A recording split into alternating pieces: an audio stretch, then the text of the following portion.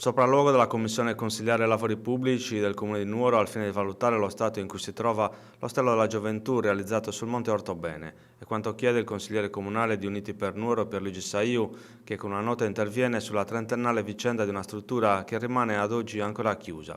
Saiu ricostruisce la storia dell'Ostello della Gioventù, dall'incarico di progettazione affidato nel 1990 dalla Regione al suo completamento nel 2004. Da allora, rileva Saiu, la struttura non è mai stata aperta, è stata affidata 2 volte in gestione, ma mai entrata in funzione. Un altro esempio vergognoso, scrive Saiu, di spreco di denaro pubblico, di intoppi burocratici, di inspiegabili ritardi e misteriosi contrattempi.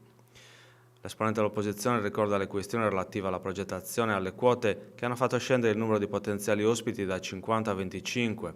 Se consideriamo che l'opera è costata circa 1 milione di euro, scrive Saiu, ogni posto letto è costato 40.000 euro. In questi anni ci sono stati diversi tentativi di affidarne la gestione, ricorda Saiu, l'ultimo nel 2014 ad un canone superiore agli 8.000 euro all'anno per 20 anni.